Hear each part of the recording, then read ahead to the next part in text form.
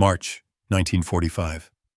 The wind carried a sharp edge across the fields of Wiltshire, hissing through the barbed fences that ringed Camp Devonsfield, a prisoner of war camp few outside England had ever heard of. The war was nearly over, but inside the women's compound, time seemed frozen between fear and routine. Buckets clanked, laundry lines sagged under the weight of gray uniforms, and the air smelled faintly of soap, diesel, and wet wool. Anna Keller stood by the fence, her hands raw from the cold washwater, eyes following a British sergeant as he crossed the yard toward the administration hut. She counted his steps without meaning to, 18, 19, 20, because in this place small patterns kept the mind from breaking. From the loudspeaker mounted above the mess hall came a crackle of static, followed by the clipped voice of the camp announcer. "Attention all prisoners! Red Cross inspection scheduled for today." The words froze the women mid-motion. Somewhere to her right, Greta Hoffman's hands trembled over the basin, wringing out a soaked uniform sleeve. She didn't look up, but Anna saw the fear travel through her shoulders.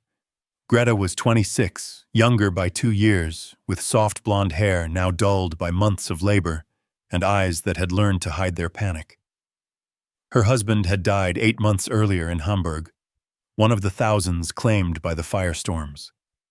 Widowhood, in this camp, was not just grief, it was danger. Widows received fewer rations, fewer privileges, and almost no chance of repatriation. They were the forgotten ones, stuck in bureaucratic limbo until someone decided what to do with them. "They're coming for the census again," Anna said quietly, her voice almost lost to the wind. Greta didn't answer right away. She dipped the cloth into the cold water, wrung it again, and finally whispered, "If they find out, they'll keep me here. Months, maybe years." Anna didn't know what to say. Everyone in the compound understood the rules. Married women were eligible for exchange, sometimes even early release, especially if they had children waiting in Germany. Widows were questioned, investigated, and kept behind wire until someone in London cleared the paperwork, if that day ever came. The war was ending, but bureaucracy had its own endless clock. Greta turned her head slightly, her voice barely more than breath. "Anna, please, during the inspection, when they call my name, stand beside me. Pretend to be my husband." The words hit like a slap, so absurd that for a heartbeat Anna thought she'd misheard. But Greta's eyes, red from cold and fear, told the truth. "Please, British sir," she murmured, practicing the phrase in broken English, as if saying it out loud might make it real. "Pretend to be my husband." Anna's instinct was to refuse. Impersonating anyone in front of the Red Cross, even for compassion's sake, could mean punishment. Solitary confinement. Transfer to another camp may be worse. Rules in wartime were never written for mercy. Yet as she looked at Greta's hands, thin, trembling, raw from scrubbing endless piles of soldiers' shirts, she understood the kind of exhaustion that no sleep could cure. Greta wasn't scheming. She was simply done fighting the invisible system that measured lives in forms and categories. Around them, the compound buzzed with uneasy movement. Women whispered about the inspection, some smoothing their hair, others folding their few belongings as if order might grant protection. A British guard passed along the fence, nodding politely, but saying nothing. Above the barracks, the sky hung low and colorless. Anna's breath fogged in front of her face as she looked through the barbed wire toward the guard towers beyond. The wind caught the end of Greta's shawl, lifting it like a flag. "You don't have to answer now," Greta said softly. "But if they ask, just stand beside me." Anna didn't reply. She focused on the pattern of the fence, diamond after diamond of cold wire, glinting in the light. Anything to avoid Greta's pleading eyes. Somewhere inside her, A voice whispered the questions she didn't want to face. Could a lie born from compassion still be wrong? Could pretending to love someone be an act of love itself? The loudspeaker crackled again, jolting her thoughts. All prisoners to assembly. Inspection in 20 minutes. The voice echoed off the brick walls, swallowed by the wind. Greta set down the basin and rubbed her cracked hands together, eyes fixed on the ground. Anna stood motionless, her mind a blur of calculations. What she could say, what she could deny, how she might phrase the lie if it came to that. Around her, the camp stirred like a waking machine. Boots crunching over gravel, doors slamming, commands shouted in English and translated in broken German. The British sergeant reappeared near the gate, clipboard in hand, his coat collar turned up against the cold.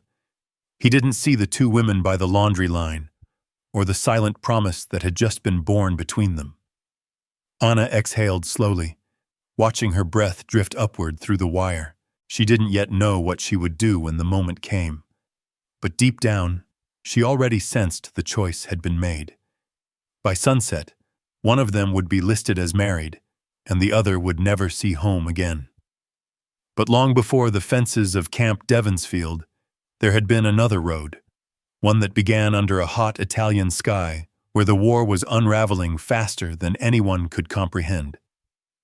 It was the summer of 1944, and the Gothic line had cracked open like glass under pressure. Columns of German trucks snaked north through the Apennines, engines coughing black smoke, while the air buzzed with the distant growl of Allied aircraft. Anna Keller had been stationed in Rome, working as a clerk in a supply office where the windows rattled each time the sirens wailed. Her hands were more familiar with typewriter keys than with rifles, but that distinction meant little when the front collapsed. Orders came to evacuate. Files were burned, desks overturned, and by the time she reached the convoy assembling outside the city, discipline had already dissolved into chaos. Greta Hoffman, a field nurse attached to a medical unit, had spent weeks driving ambulances along cratered roads, ferrying the wounded to makeshift hospitals that shifted with the front line. She was tired, unwashed, her hair pinned hastily under a kerchief stained with iodine. Her husband, Klaus, had written his last letter in March, a simple note promising he would come home soon. The letter reached her 2 months after the firestorm in Hamburg, with a black border around the envelope. She folded it once, tucked it into her uniform pocket, and kept driving. On a gray morning in October, Anna and Greta's paths crossed near Bologna, where the last German convoys tried to push north. The sky was so low, it seemed to rest on the hills, and from that fog emerged the sound that would end their war. The grind of tank treads and the sharp mechanical clatter of English orders shouted through the mist. When the first British Sherman appeared on the ridge, its gun barrel glistening with rain, there was no fight left to give. A young lieutenant with a Scottish accent climbed down from the turret, astonished to see women instead of soldiers. "Hands up," he called, almost apologetic. "You're prisoners now." They raised their hands in silence, 40 of them standing beside a broken lorry, uniforms soaked and eyes hollow. In that instant, the war was no longer something happening around them. It had become the air itself. The lieutenant's sergeant, a middle-aged man from Leicester, checked their papers, muttered something to his officer, and waved for trucks. Within hours, the women were loaded onto canvas-covered transports bound for the coast. The next 4 days became a blur of motion, noise, and sickness. The ship that carried them from Italy to England had once transported coal. Now, it held 73 human beings packed into a cargo hold, the walls slick with condensation, the air rank with diesel and sea salt. Someone cried for water. Another prayed. Greta sat beside Anna, holding a damp cloth against the forehead of a younger nurse who had fainted.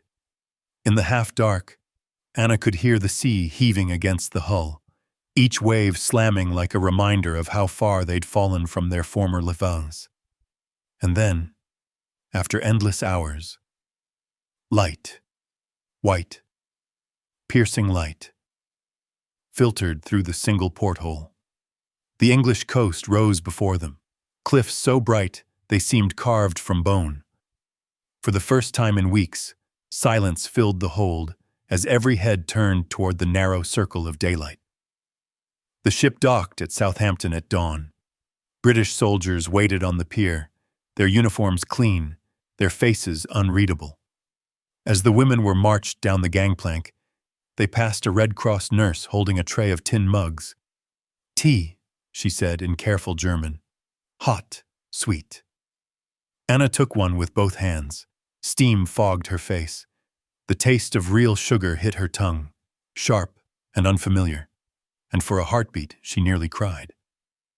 Around her, some prisoners stared at the soldiers in wary disbelief. Others kept their heads down, unwilling to accept what might be a trick. They were processed in a warehouse still scarred by an old bombing raid. A clerk recorded names, birthplaces, occupations. A doctor checked for lice and disease, his touch brisk but not cruel. The women were herded onto buses with windows painted over in black, so they could hear but not see the country they were entering. Anna pressed her palm against the glass anyway, feeling the vibration of the road beneath it. The bus hummed northward for hours. Through cracks in the blackout paint, she glimpsed fleeting images. A field of sheep, a church spire, a child on a bicycle staring as the convoy passed. England was both foreign and heartbreakingly normal. At dusk, the convoy turned down a narrow lane lined with birch trees and arrived at Camp Devonsfield. It had once been a textile mill. Now it was encircled with fences and watchtowers. The women were led into long brick barracks where the walls still bore faded stains of dye, red, blue, and ochre, like ghosts of the fabric once made there. The wooden floors creaked under their boots. Rows of iron cots filled the space, each with a gray blanket folded at perfect right angles. That night, lying in the dark, Anna listened to the sounds around her. A cough, a whisper, the click of a lock sliding into place. She thought of the sea behind them, of Klaus's widow crying quietly 2 bunks away, and wondered whether captivity might be the first moment of safety she'd known in years. The following morning, a whistle blew at 6. They were given gray uniforms, porridge, and work assignments. Anna was sent to the office to type reports, Greta to the laundry, where steam curled like fog around her arms. The days blurred into a rhythm of labor and fatigue, punctuated by the soft British voices that drifted through, open doors, voices that carried no hatred, only habit. For the first time, Anna realized that even enemies could sound gentle when they spoke about the weather. Sometimes she caught sight of the same sergeant who had counted steps by the fence. He never shouted. Once he even nodded good morning. It unsettled her more than anger ever could. A week later, the loudspeaker crackled with a new order. Red Cross inspection scheduled for March 17th. Greta froze mid-motion, her hands gripping the laundry line. "They'll ask about my husband," she whispered. "They'll know." Anna didn't answer. She could already feel the weight of the decision pressing against her chest, like the cold wire of the fence. The road that had brought them here, from Rome to Bologna, from the gray sea to this fenced compound, had been paved with orders no one understood. Now, for the first time, she would have to choose her own. And as the sound of marching boots echoed from the yard outside, she realized that survival would not depend on strength or obedience, but on something far more fragile: trust. What neither woman could yet imagine was that the test ahead would not come from cruelty, but from mercy itself. It began unexpectedly with the smell of stew. The evening air carried a warmth that didn't belong in a prison, thick with the scent of carrots, onions, and something richer: meat. The women gathered in the mess hall, shuffling forward in silence, expecting the thin soup and dry bread that had sustained them through weeks of transport. Instead, a British corporal ladled a portion of thick stew onto each plate, followed by a slice of soft white bread, still warm from the kitchen. Then, as if by mistake or miracle, he dropped a small square of brown paper-wrapped chocolate onto the tray. The word printed on it was unfamiliar to some but whispered among the others like a rumor. Cadbury. Anna stared at the square, her mind refusing to process what her eyes confirmed. For years, she had seen posters warning that British camps were cruel, that prisoners starved behind barbed wire, that the enemy had no mercy. But here it was. Sweetness from the very hands she had been told would punish her. Around her, the women hesitated, unsure whether to eat or wait for the trick to reveal itself. A girl from Munich began to cry quietly, clutching her piece of chocolate like a relic. Greta sat motionless, her spoon hovering above the bowl. "It smells like home," she whispered. Anna broke a piece from the chocolate and placed it on her tongue. It melted instantly, soft, creamy, absurdly real. She hadn't tasted sugar since 1942. The warmth spread through her, confusing rather than comforting. She wrote in her small diary that night, hidden beneath the cot mattress. "They fed us, not scraps, but food, and I am afraid." Fear was easier when the enemy was cruel. Kindness forced her to question everything she believed. Over the next days, the shock gave way to rhythm. The camp operated with precision, almost civility. The women rose at dawn, washed in cold but clean water, and reported for their assigned tasks. Anna worked in the administrative hut, typing reports in English that she half understood. Greta mended uniforms in the sewing workshop under the supervision of a wiry sergeant named Edward Harris, whose accent carried the soft edges of the Midlands. He never raised his voice. When a needle broke, he fetched another. When someone pricked a finger, he offered a handkerchief. "You remind me of my sister," he told Greta one afternoon, smiling faintly before turning away. The simplicity of his decency unsettled her more than the guards' rifles ever had. Outside, England was beginning to thaw. Frost melted into mud, and the willows near the fence sprouted the first shy buds of spring. The camp seemed to breathe differently, as if war itself was loosening its grip. Then came the books. Once a week, a small wooden cart arrived from the main compound, stacked with volumes donated by a nearby church. Some were in German, others in English with penciled translations scrawled in the margins. Anna borrowed one, a thin collection of poems by Heine, and read by candlelight, the paper trembling in her hands. It felt like a bridge back to humanity. Even the guards seemed caught in the strange quiet of this truce before peace. They nodded to the women as they passed, sometimes exchanging awkward greetings. A football match was organized between the men's and women's compounds. When the ball rolled too far, laughter rose on both sides of the fence. That laughter, Anna thought, might be the most subversive sound in the camp. Yet beneath it all, a tension remained, an invisible ledger keeping score of mercy and guilt. Greta confessed one night, her voice hushed beneath the low murmur of the barracks. "Every kindness feels like another debt," she said, "as if I owe them something I can never repay." Anna didn't answer. She was thinking of the Red Cross notice pinned to the bulletin board outside the mess hall. The words were simple.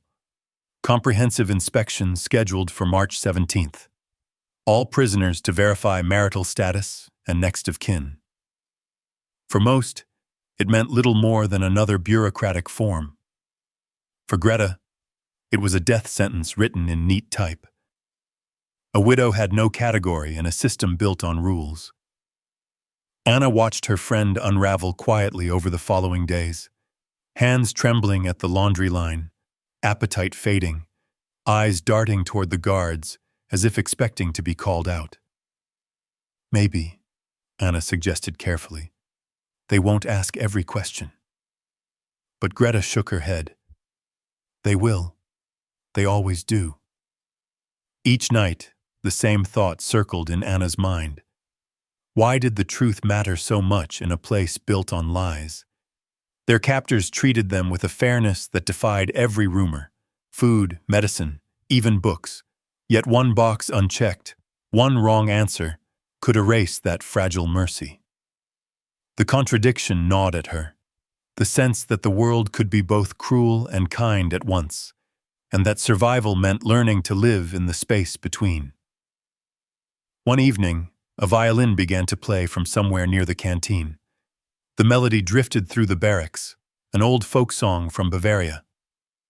Greta closed her eyes. "My husband loved this tune," she murmured. "He said it sounded like a home you never reach."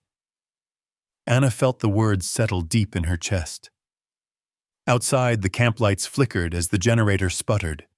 She thought again of the chocolate, how it had shattered something inside her more effectively than any bomb could. Not because it was sweet, but because it was undeserved. That night, before sleep, she folded a page in her diary and wrote, "Kindness is a strange kind of weapon. It makes you lay down your own." In the morning, new posters appeared near the mess hall, reminding prisoners of the upcoming inspection. Names, dates of birth, marital status. Greta stared at the notice until her knuckles went white. "They'll see the record from Hamburg," she said quietly. "They'll know Klaus is gone."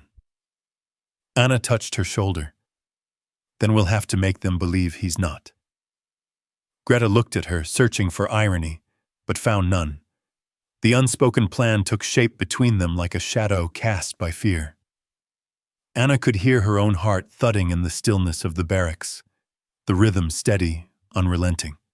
She didn't know what the right thing was anymore, only what mercy demanded. As the days narrowed toward March 17th, the air in the camp grew taut, electric with anticipation. Somewhere beyond the fence, the world was preparing to celebrate peace. But inside Devonsfield, two women were preparing to lie for their lives. And as Anna walked to her post that final morning, the memory of that first taste of chocolate lingered in her mouth, a sweetness that felt almost like guilt.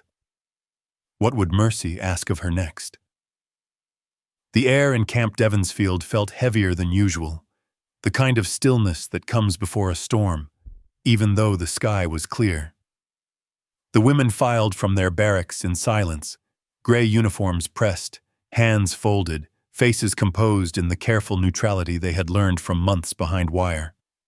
The loudspeaker crackled overhead, confirming what everyone already knew. "Red Cross inspection, 1000 hours." Anna watched Greta from across the yard, her friend's pale face a mask of calm that fooled no one. Beneath the surface, her fear was visible in every movement. The way she clutched her paperwork too tightly. The way her lips moved soundlessly, as if rehearsing lines in a play. The Red Cross inspections were meant to ensure humane treatment, but to the prisoners they felt like interrogations, moments when a misplaced word could reshape their fate. Greta's file still marked her as a widow. If the inspectors discovered that fact, she would lose the privileges granted to married women, extra rations, access to letters, the faint chance of repatriation. Bureaucracy didn't care for grief. It simply categorized it. Anna entered the administrative hut ahead of the others, the familiar rhythm of typing replaced today by the low hum of conversation in English and German.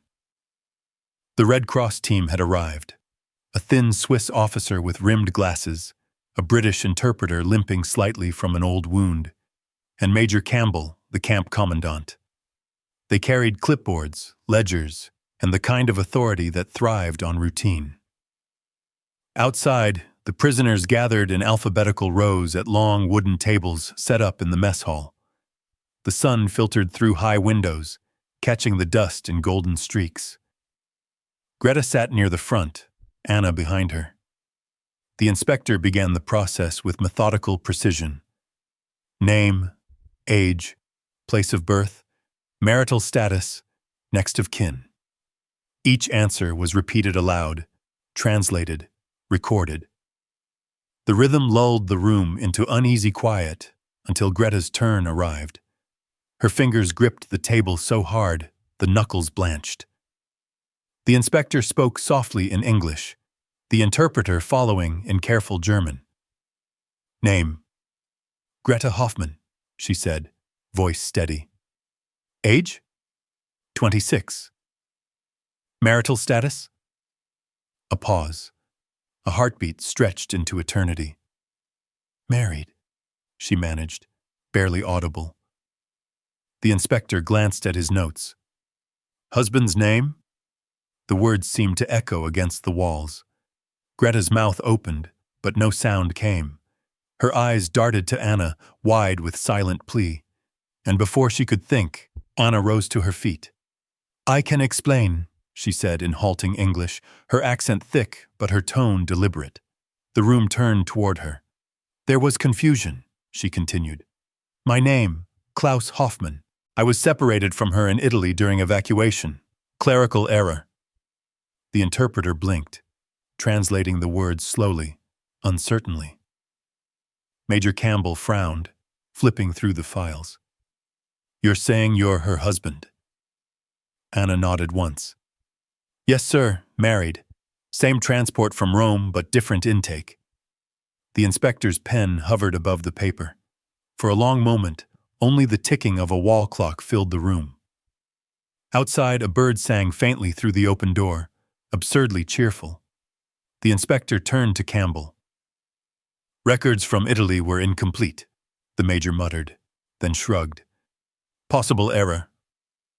The Swiss officer adjusted his glasses, sighed, and made a note in his ledger. Very well.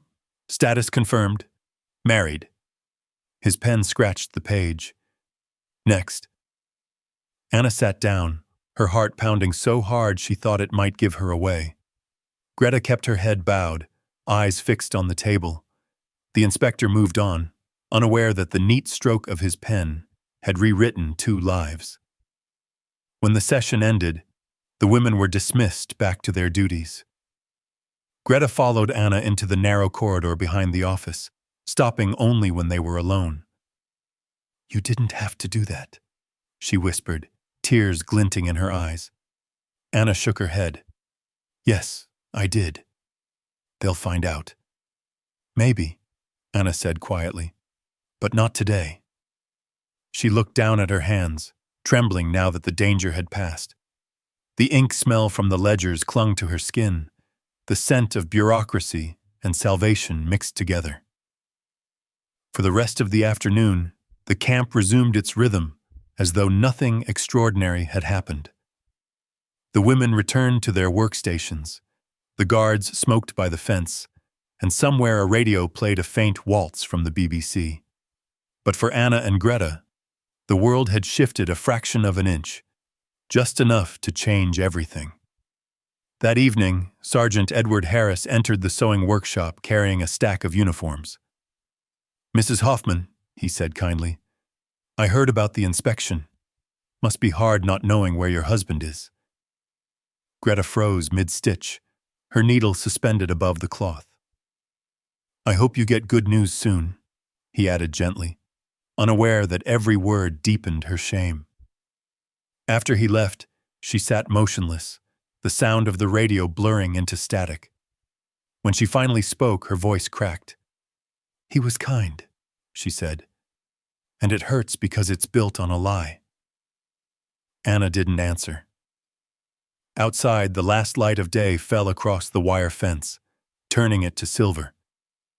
The camp looked peaceful, almost beautiful in the twilight, and that was the cruelest part of all. In a war defined by orders and obedience, they had survived this far by telling the truth. But now, the one lie between them had become their only shelter, and as darkness settled over Camp Devonsfield, Anna wondered how long mercy could last before it demanded its price. The lie had worked. Too well, perhaps. By morning, the camp buzzed with quiet talk about the inspection, about how the Red Cross officer had barely looked up from his papers, how Mrs. Hoffman had been added to the rolls without question. For most, it was another day survived. For Greta, it was a reprieve. Yet beneath the surface of relief lay a guilt that refused to let her sleep. She woke in the middle of the night, the sound of her own heartbeat loud in the barracks silence, the false name still echoing in her ears. In the faint light of dawn, she sat at the edge of her cot, twisting her wedding band, the only thing she still owned from her past life, until her fingers ached. Outside, a rooster crowed somewhere beyond the wire, a reminder that life continued even here. Anna watched her from the next bunk, the exhaustion on Greta's face sharper than any hunger. "You did what you had to," Anna whispered.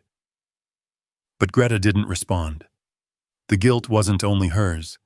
For Anna, the act of standing and lying with calm conviction had been too easy, too natural. It haunted her that compassion and deceit could live so closely side by side. By mid-April, spring had come to Wiltshire. The mud dried, flowers bloomed along the fences, and rumors spread faster than the wind. Rumors that the war was nearly over, that Berlin was surrounded, that perhaps soon they would all go home. The guards' voices softened. The tone of orders carried less edge.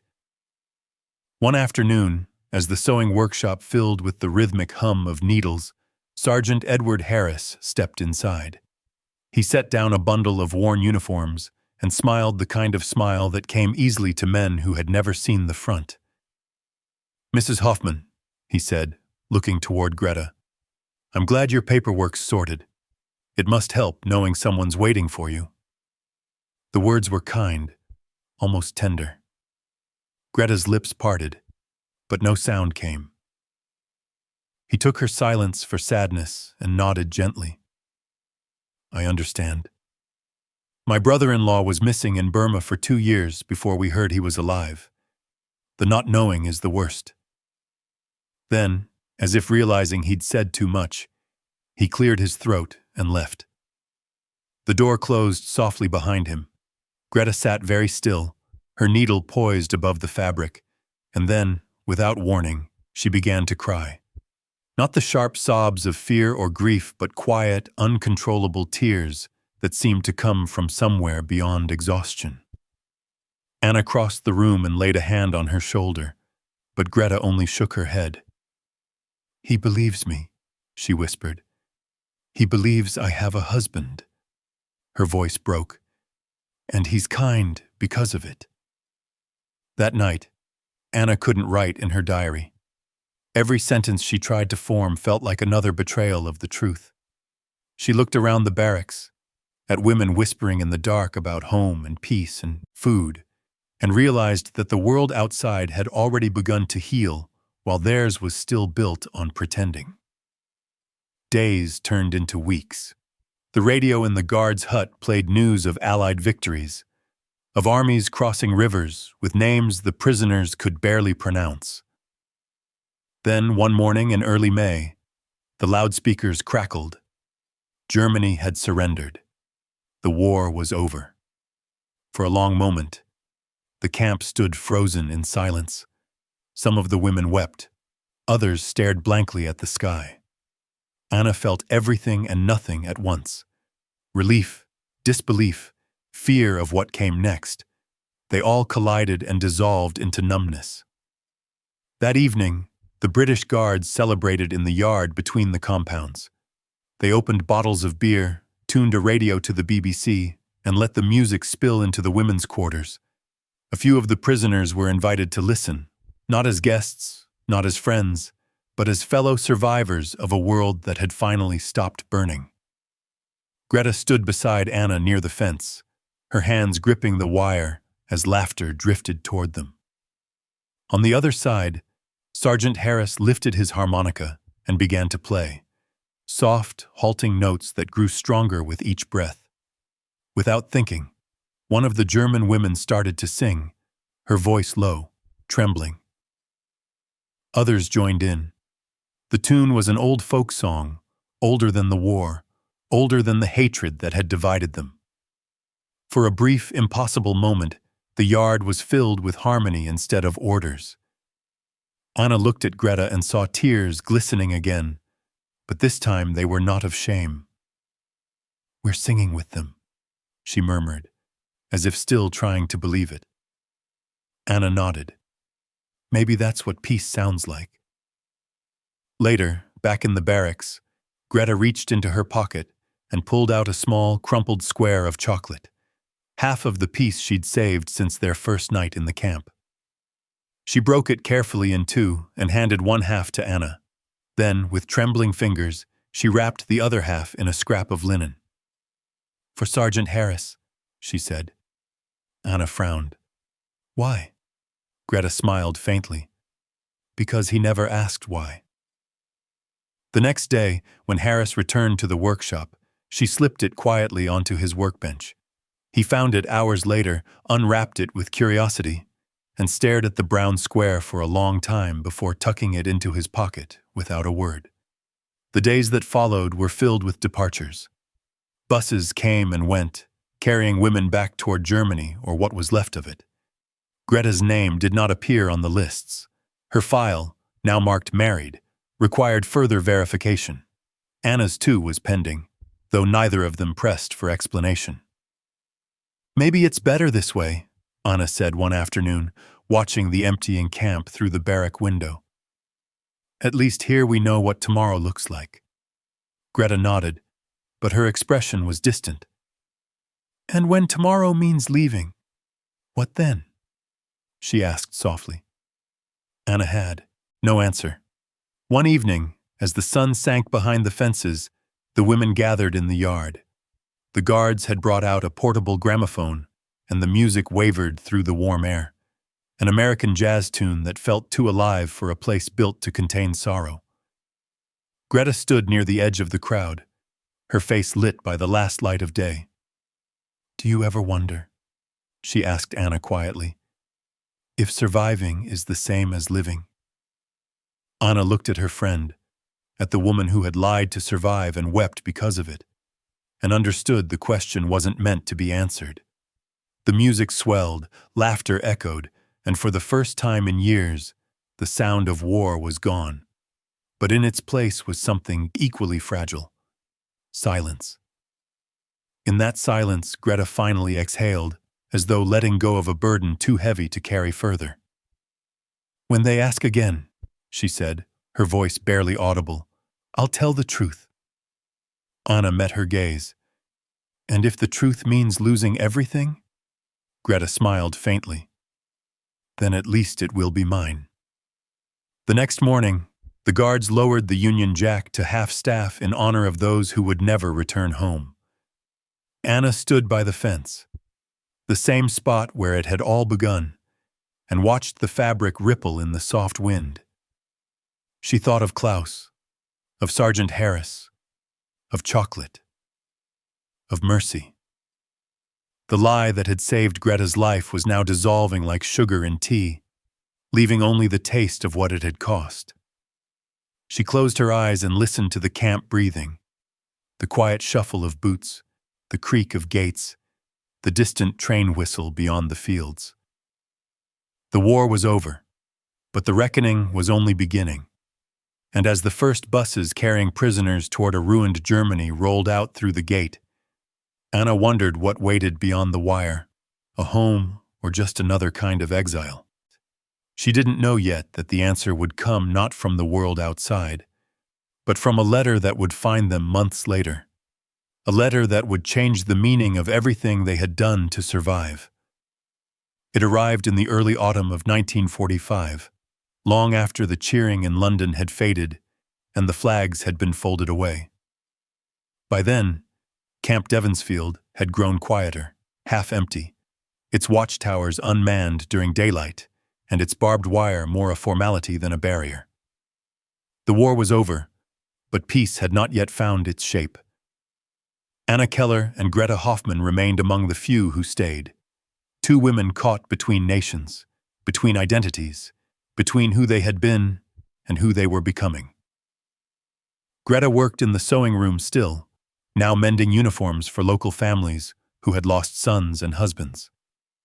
Anna helped in the camp office, typing up the endless paperwork of repatriation. She read the names every day, names of women sent home to ruins, to nothing, and wondered what home even meant anymore.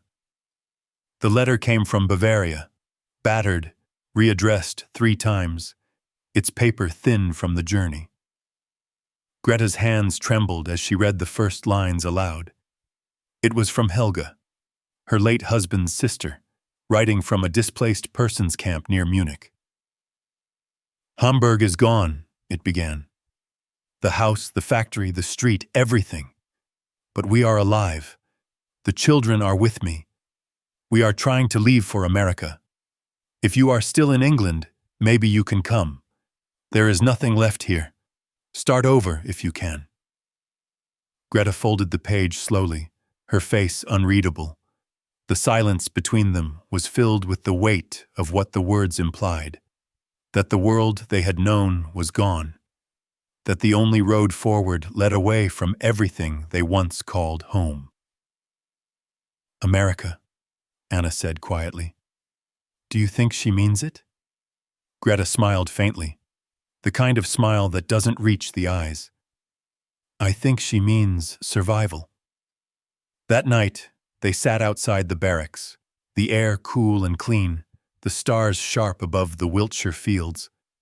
The fences still stood, but no one watched them anymore. Greta traced the edges of the letter with her fingers. We could go, she said. Work, earn our keep. England isn't so bad. Anna hesitated. Would they let us stay? They forgot us once, Greta replied. Maybe they'll forget again. The thought lingered, absurd and hopeful at once. In the weeks that followed, their days took on a strange calm. The British authorities were overwhelmed with refugees, soldiers, and paperwork, and the women who had no home to return to were quietly permitted to remain as laborers. Camp Devonsfield, stripped of guards and fences, became a kind of village, half refugee center, half ghost town. The Red Cross signs were painted over, the watchtowers dismantled. What had once been a prison now echoed with laughter from children of local workers, the smell of bread from makeshift kitchens. The women repaired farm clothes, taught English, and shared stories with those who would listen. Time at last felt like it was moving forward. In 1946, Greta and Anna left the camp together, carrying only a small suitcase between them. They found lodging above a tailor's shop in the town of Devizes, where Greta's skill with a needle quickly earned her work. Anna took a job at the public library, filing records, grateful for the silence that surrounded the stacks. They never spoke much about the war, or the lie that had bound them together. It had become a quiet truth between them, something understood but not confessed. Occasionally, Anna would catch Greta humming softly while she sewed, the same melody they had sung that night of the armistice, and it would fill the small flat with a warmth that made the world outside seem almost kind. Years passed. England rebuilt, faster than anyone thought possible. The ruins turned into foundations. The shortages gave way to abundance. For most, the war became memory. But for Anna and Greta, it remained a thin film over everything, a veil that never lifted, only faded. In 1968, more than 2 decades later, Anna received a letter from the Imperial War Museum. A historian was collecting testimonies from former prisoners of war, and her name had surfaced among the records. She agreed to the interview, though part of her wondered why. The young researcher arrived with a tape recorder and polite curiosity. Anna, now in her 60s, offered him tea and biscuits before settling into her chair by the window. He asked about the camp, about daily life, about the British Guards. She answered carefully, methodically, her voice even. But when he asked for her most vivid memory, she fell silent for a long time. Finally, she said, "The chocolate." The researcher looked puzzled. "Chocolate?" She nodded. "The first night we arrived, they gave us chocolate. I thought it was a trick." Her gaze drifted past him to the window, where the afternoon light fell across the garden. "We'd been told the enemy was cruel, but kindness, that was harder to understand. It made you question everything." She spoke then of Greta, of the inspection, of the strange friendship that had grown from a lie. "We were taught to fear them," she said softly. "But they treated us as people. And when you start to see your enemy as human, it changes you. It changed me." She did not mention the impersonation or the forged identity. Some truths still felt too delicate for the record. But when the researcher asked if she had any regrets, she smiled faintly. "Regret is too easy a word. I regret the war, the waste of it. But the rest was survival." That winter, Greta fell ill. The doctors called it a failing heart, but Anna knew it was something deeper, the slow unraveling of a life spent carrying ghosts. She sat by Greta's bedside during the final nights, holding her hand as the snow fell quietly outside their window. "We did what we could," Greta whispered once, half dreaming. "That's all anyone can do." When she passed, Anna arranged the burial in the small cemetery outside Devizes, not far from where the camp had once stood. There was no family left to notify, no official records to correct. On the headstone, Anna had the mason carve two names, Anna Keller Hoffman and Greta Hoffman. Beneath them, she chose the words herself. "They gave us chocolate, and we learned to live again." Visitors sometimes stopped, puzzled by the inscription, asking the caretaker who the women were. Most received only a shrug. The story behind it had slipped quietly into the folds of history, like so many others.